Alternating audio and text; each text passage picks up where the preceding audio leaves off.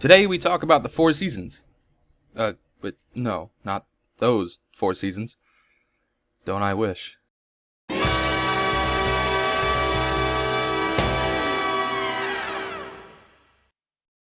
Welcome to Everything's Fine, a show where even if everything isn't, I guess we could just talk about Destiny 2 and pretend that it is for a few minutes.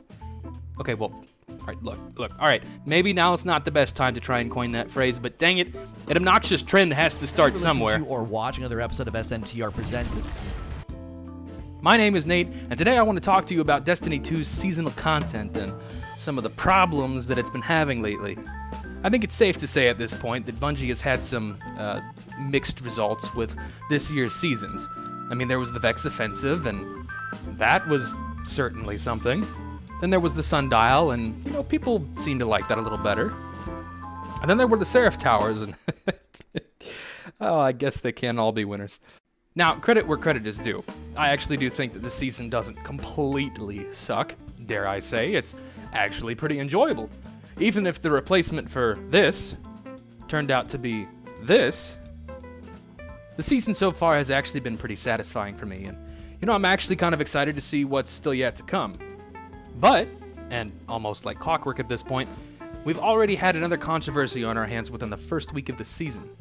Well, okay, a controversy to some, a chorus of random screeching to others, but that's beside the point. Look, if you haven't been playing Destiny 2 at all since the current season launched and somehow haven't heard of what I'm referring to, then I'll go ahead and fill you in. With Season 11, the power cap has been increased at 1060, and the new aspirational content for the season, the new dungeon, has an entry recommendation of 1040 power, with the final encounter of this dungeon recommended at 1060. This means that if you want to engage with anything other than Gambit with matchmaking disabled, you need to start grinding out those power levels, and you need to do it quick.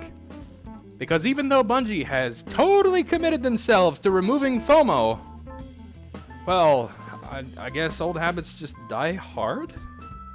This season also happens to be one of the most generous regarding loot, and this is best seen in the Umbral Engram. Umbral Engrams are a new version of Engram that can be focused into a specific type of gear, whether it's armor, certain weapon from a previous season, or even gear that favors a specific stat roll. The Umbral Engrams have by far been one of the best mechanics in this franchise to get the gear that you want. Now these Engrams also have, or should I say, had, thank you Bungie, a funny little, let's call it a feature, where they dropped at a higher level than what was listed on their description. And so this quickly became the best way to grab massive gains at a high rate. There's also no hard limit on how many you can collect in a week, and these things drop from literally everywhere in the game. And this is where you had a problem. Ever heard of AFK farming? Apparently somebody hadn't heard of it before. Essentially what you would do was load into a forge and just go AFK. Because the forges didn't kick you to orbit on completion, and because you still got something for failing the forge, explain to me how that one makes sense, you could basically AFK for several hours and max out your engram slots. Now, they've since patched this so you can't do it anymore, but it lasted long enough for people to form an opinion on it, and, well, who could have seen that coming? What followed this discovery was a community-wide debate over the idea of whether or not it's ethical to let the game play itself. Now, some people said that it's not in the spirit of the game. Some say it's flat-out cheating. There's some that complain that doing so negatively affects the people who are trying to do the forges the right way. On the other side, you have people that push back saying if saving bounties before the next season is okay, how can this be any worse? And some actually view this as a protest of this current awful leveling system. Now, I'm not going to take a side here today. No, today, I want to talk to you about the inherent problems in the seasonal model that lead people to resort to practices like this. I mean, is this really how we want to play? The main issue, which has now been made clearer, maybe more than ever before, is that grinding light level, it just sucks. Every season since Season 8, we've had the level cap go up by 50 points. Now, on the surface, this might make complete sense. Anytime we enter a new era in Destiny, we're required to level ourselves up a little bit. The problem is that unless you're pouring 40 plus some hours a week into this game on a regular basis, this process can take up to a few weeks, if not longer, depending on the type of player you are and how much time in the week you have to play the game. And we all know this is because of the way that Destiny handles loot drops. You only gain power by completing milestones and pinnacle activities, and these drop you varying degrees of power increases.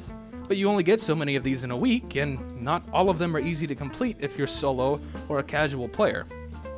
And if you're only playing a few hours a night every week, well, it can feel like you're really not making that much progress at all. So when Bungie puts the best content for the season at the upper echelons of that season's power, sometimes it feels like all a casual fan of the game gets out of their season pass is a chance to make some arbitrary number go up by playing the exact same PvE content they played for the last 2 to 3 years. Oh, and okay, whatever else they throw into that thing, but let's leave that for another day. Add on a piece of content that has all the intrigue and depth of a perpetual carousel ride, yippee, and most people just check out. It's not that there isn't any good or enjoyable content, it's just that the effort the common player has to put in just to get to that content, or to make that content rewarding, was just often too much for them to consider it worth the grind. Burnout in these seasons have been a reoccurring theme, every single season. Now, the only defense for this model that I can think of is that it incentivizes longer play and keeps the more hardcore crowd from going through all of the seasonal content in the first week. I would argue that this still happens anyways because mad lads are mad lads, and I would also argue that this type of player makes up maybe 5% of the entire community. So, how do we fix this? Well, my big solution to fixing one of the biggest problems in seasonal content: we get rid of it. Alright, no, I'm just kidding. But it does need to be changed. Now look, I don't think there's anything wrong with having varying degrees of power separate different eras of the game. It gives this franchise a sense of progression, and it's an effective deterrent to power creep. It also gives them the chance to leave behind old content that... I'm not gonna go anywhere near that. So here's what I propose. At the start of every year, we get an expansion and a season that coincides with it. And it's in this season that I think the only light level grind should take place. That's right, we only grind light level in the fall expansion. After this, all subsequent seasons should be developed around the fall season's power cap, which will just last for the remainder of the year. Bungie could still leave the artifact in the game, just remove its effect on light level. Now, I get that this would be a radical change to progression in Destiny, and would have multiple consequences, so let's just break this down a little bit. Now, every fall, we're fairly used to grinding out levels, whether that be our character's base level, or even a few hundred points of light level, sometimes even both. Now, I want you to notice something. Have you ever thought about how no one seems to mind grinding over 100 levels of light during the expansion season, but absolutely hate grinding out 50 levels in the quarterly seasons? Well, it's because we have a dump truck load of new content to play with while grinding out all of those levels. Now, in the middle of the year, we may get a piece of repeatable content, the carousel, whatever, and then a piece of aspirational content to go with it, along with all of the other seasonal mix-ins like events and new exotic quests. There's not nearly as much content in a quarterly seasonal update, and that's expected, because we just assume that Bungie is working on the next fall's expansion in the background, which now we know they are. But so many times this year, we've had seasons sparse for content. And the content that was supposed to bring you back required either grinding to get a reward, or grinding power level just to be able to start grinding for a reward. And when you realize how much you already have to grind for each season, new rewards, the season pass, the new artifact, new mods, well, players are always going to go for the path of least resistance to those rewards, or to finally play the content. Some seasons it meant grinding out hundreds of bounties. Some seasons it meant grinding public events, and also hundreds of bounties. And then you have this season where you start a forge and just walk away for 6 hours. Now, it might be easy to see why slamming your head into a brick wall for several hours is a more satisfying and productive activity. I mean, at least then you'll get to feel the effects of your efforts. But let's just go ahead and set the record straight. No one is excited to grind just for the sake of grinding, especially when you have to pay money in order to do so. Now let me go over some pros and cons. The pros to getting rid of light level gains outside of the fall season is that it gets rid of that arbitrary grind so that the content is freely accessible to all players right out of the gate. The cons? Well, power doesn't mean anything in Trials and Iron Banner now, but can I let you in on a little secret? It didn't matter anyway! Seriously, unless you just endlessly grind power level to the end of the season, by the middle of the season, everyone is kind of all around the same power level. And believe me, the hardcore PvP crowd, They really don't need to go grind PvE for 100 hours for a slightly shorter time to kill. As a developer, I have to think you want to get rid of as many barriers to entry to your content as possible. I mean, think about it like going to a carnival. You see a ride, say the spinning teacups. Is that a thing? Are those at Listen, it's been years since I've been to one. Okay, just pretend that there's teacups and you want to ride them. You go up to the carny at the entrance to the ride and he says, "That'll be $10, please." That's a little steep for a teacup ride, and just to serve the integrity of this metaphor, but just roll with it.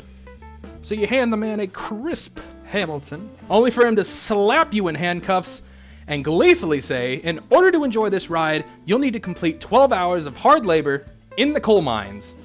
And then, I don't know, maybe the bearded lady takes you away or something? I sure hope not. Okay, look, I get that's an elaborate metaphor, but look, these seasonal offerings have really felt like some kind of carnival ride. You know, you have to pay to get in, and sure, it's not the most groundbreaking ride you've ever seen, but all of your friends have jumped on it, and you can see people are smiling and having a good time riding it. So you say, what the heck? I've got an extra $10 floating around, and you give it to the carny, Bungie, and then the light level throws you into a monotonous grind so that you can earn your right to play the content that you just bought. It's not a satisfying experience, and the more casual of a player you are, the more this really impacts you. And I'm sure some of you watching this know exactly what I'm talking about. You may not have 12 hours today to work in the coal mine, so you gotta do 3 today, and then another 3 tomorrow, and then maybe only an hour on Thursday because you've got that thing in the evening. And by the time you get to ride, all of your friends are gone, and most of everyone's on to the next ride. I get that Bungie wants to keep players around for the full 3 months. Honestly, I think they make it too hard on themselves, and I think that we can do much better. But that's a discussion for another time because, hoo boy, where do I even begin?